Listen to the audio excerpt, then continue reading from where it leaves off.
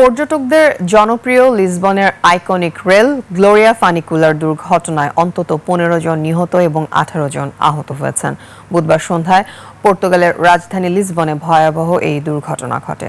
আফ্রিদি হোসাইনের desk report. Dialog সুবাসিত toilet cleaner, যার পাওয়ার প্লাস ফর্মুলা টয়লেটের কোনায় কোনায় পৌঁছে 99.99% জীবাণু ধ্বংস করে। রিমার্ক।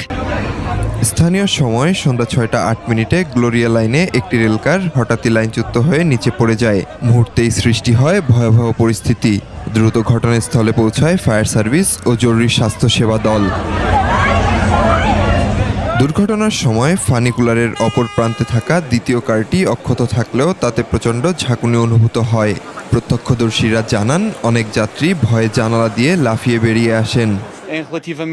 সন্ধ্যা 6:08 সান্তা জুস্তা এলিভেটরের লাইন চ্যুতির বিষয়ে আমাদেরকে অবহিত করা হয়।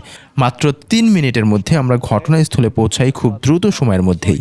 দুর্ঘটনার প্রকৃত কারণ নির্ধারণের তদন্ত করবে সংশ্লিষ্ট কর্তৃপক্ষ।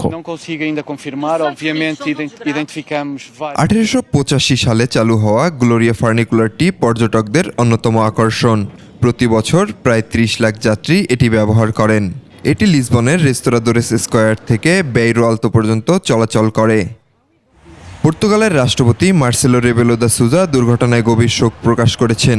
তিনি আশাবাদ ব্যক্ত করেন যে দ্রুত এই দুর্ঘটনার কারণ উদ্ঘাটন করা হবে।